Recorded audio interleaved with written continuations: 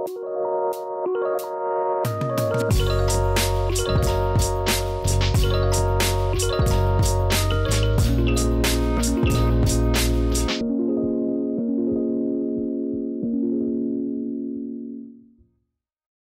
is Byron and Nicole White, and you are tuned in to episode 56 of The Real Word.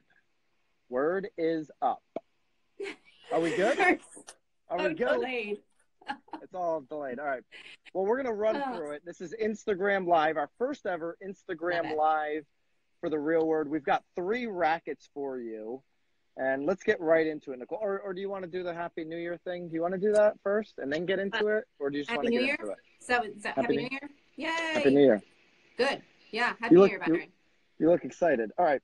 Racket number 1.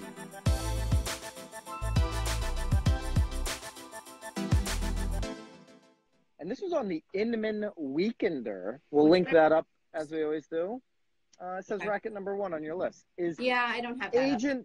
Centric. Is agent-centric the wrong brokerage approach? Meaning, you know, a lot of brokerages, ours included, will say that the agent is their client. This was written by an independent broker who says she only focuses on, not only, I should refrain that, but her focus is on the client, not the agent. Is this a racket? Which approach from a brokerage perspective is the right one? Well, I agree with exactly what she's saying in this article, because she's talking about the fact that it's always about the client and the client experience. And if you're concentrating too much on the agent, then you're not concentrating on the client, like their experience.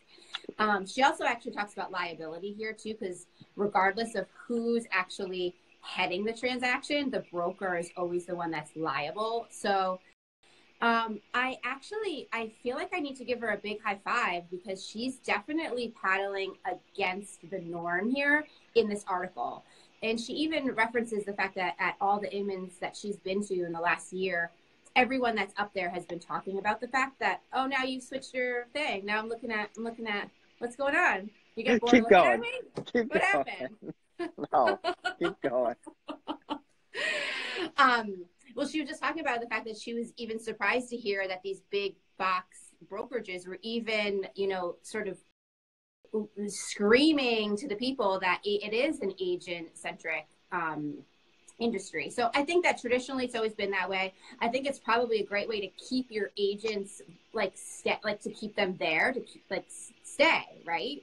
Like if you know that your sort of boss or owner or sort of broker is about you and helping you, then of course you're going to want to stay, because that's what you want to hear. Right. But obviously our job is to make sure our client is well taken care of. But also she was even talking about the fact that, if you have multiple locations, that your client is getting the same type of experience regardless of where they're at. And I think that's obviously the most important thing as well. So I think it's a fabulous article.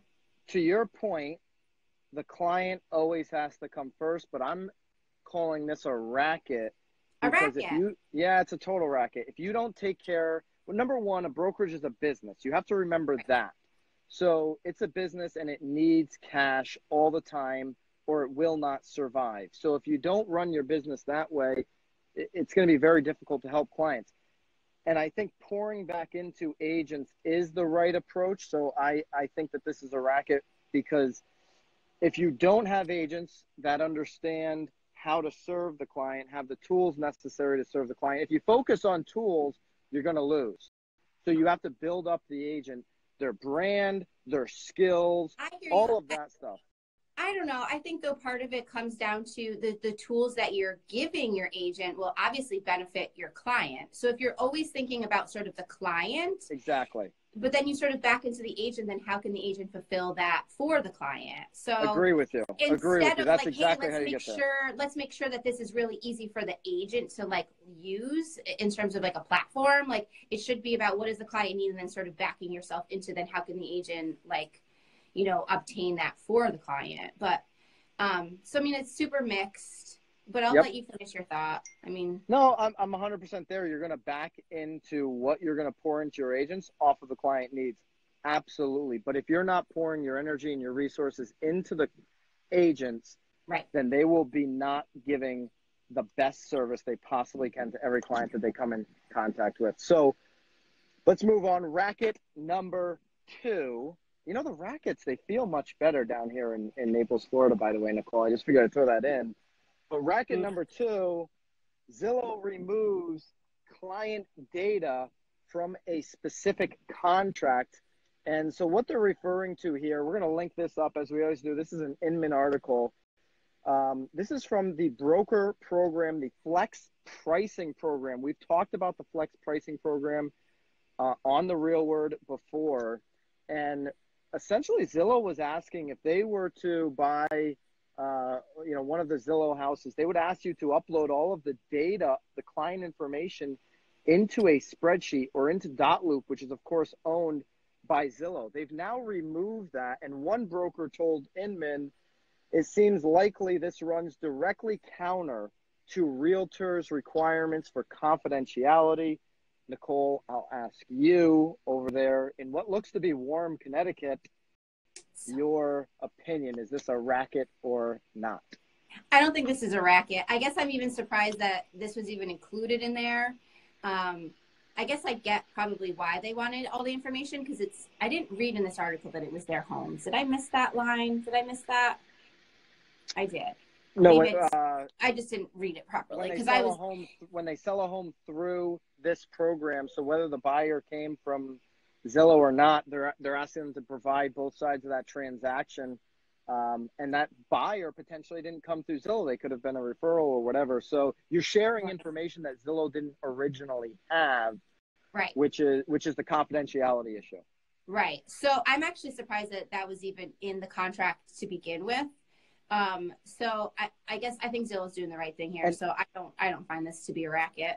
And if you actually open up the article, for anybody that's listening or watching, and you go down to the comments, comment number 2, Rama says that HomeLight is doing the same thing. So what does HomeLight know that Zillow knows, that all these places know? They know that getting closer to the client, getting closer to the consumer. So to Nicole's point in racket number 1, people that can serve the client, the customer the best, have the information, have the access, are going to win. So they're just fighting for more information. Well, in that description, I mean, it looks like HomeLight is actually looking for all of her sales data. They want to go back and that's to the only sales way that weren't even included. Yeah. And that's the only way that she'll get leads. I mean, right. that's a racket. That's a total racket. Crazy. All right. Yeah. Racket number 3. This one Nicole sent to me while when I was down here on break. And where did you find this one, Nicole? Where is this? Where does this article come from? Obnoxious. So this one I actually saw on, I think it was the Today Show. What? Are we going to tell them what it is? Give them the title and then go from there. It's the Los Angeles man posed as a realtor to swipe millions in luxury goods. I watched it again. I think it was on the Today Show, or I'm usually a Today Show girl, so I think that I saw it on the Today Show. And then Who's the Today Show, people? Who does the Today Show? I do the Today Show. Oh, we should do that. Is that you're hosting? That would be a racket. Who's the host of the Today Show? Yeah. Oh, there's 2 girls. You don't I'm know a Matt Lauer. Right. I was a Matt Lauer fan. So moving on. I'm still getting used to so anyway, so this guy actually pretended to be a real estate agent to get inside of, I mean, it sounded like he was actually getting into some like famous, like movie star homes too, and then swiping their stuff. It sounds like the police were actually most surprised because he had really expensive wine. Like, it sounds like he was sort of like a wine lover. Ooh, nice. But anyway, so he was posing as a realtor to get into these homes. I don't know if he was stealing them while he was like on like a showing, or if he was like getting in there to like, sort of, what do they call that? Scope the scene. Is that what it is? Scope it. And then going back later to steal, but case it. Yeah. Thank you. But again, I thought that it was super interesting because I feel like it is a little bit of a risk, I mean, through our MLS, we do have a showing time, so we could, actually see the agent that is requesting the showing. But there's been times where I've had agents just call me And if I mean, I don't necessarily know every single agent in the entire state of Connecticut. So, Not yet. definitely not yet. Not yet. Not yet. Not yet.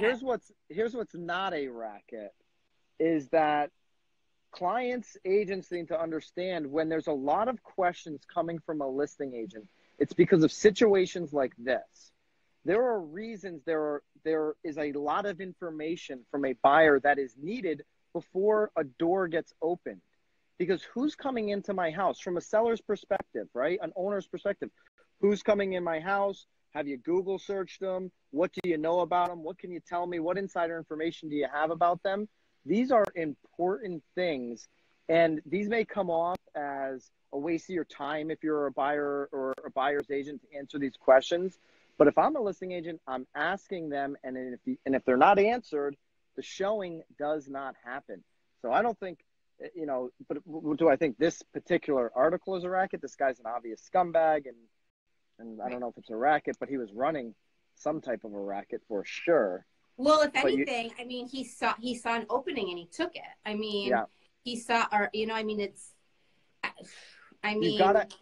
to have your guard up as a professional real estate agent if you're listing property at any level, luxury level. I don't care the price tag. Right. These are people's homes, their belongings. Make sure you know who's coming into the house. Make sure you know the agent that's bringing people in, right? You get the same agent in the marketplace that does all the deals. You know they vet out their buyers. You don't have to vet them out every single time. You know who they are. But if it's a new agent or a new buyer, you've got to do your homework. Yeah, that's for sure. That's for sure. This guy looks creepy anyway. Wearing like a hoodie and shit. Like hopefully he wasn't wearing that on his showings. Does he look as creepy as me under this umbrella or? No. No. I don't know. He's got like a black eye, but yeah, I think he got too sun. Total creep all set. This is not sun, by the way. I do want to make that clear. This is this orange umbrella that is above me. I am not down here tanning. So I'm still just as untanned as I've ever been. So we'll be back. Monday I'll be in Connecticut. We'll be doing a Real Word proper style next week. I don't know, but we got our buddy over here. He wants his sexual. I'm blanking on his. Is it Jim? Is it Jim? Is that? I can't see. I can't see anything, so I can't see these comments. What's wrong with you? Literally he can't wants us see to anything. do the Real Word like this every time. Every time? No. Every time. We'll see how this one goes, and then. We could do it this way, and you could just be sitting next to me, and we could just be like. If you haven't followed, we're doing this on the Rackets, the at the Rackets on Instagram. So if you haven't followed us there on IG, we got all our short videos up there. Obviously, if you like this video, thumbs it up and subscribe on YouTube. I think that's it. Give us a 5-star on Apple. Everything else hopefully, you can possibly you don't sweat too much today, Byron. Oh, I'm going right back inside. Keep it real. To the air conditioning. To the AC. Keep it real, and we'll see you guys next week. Bye. Bye.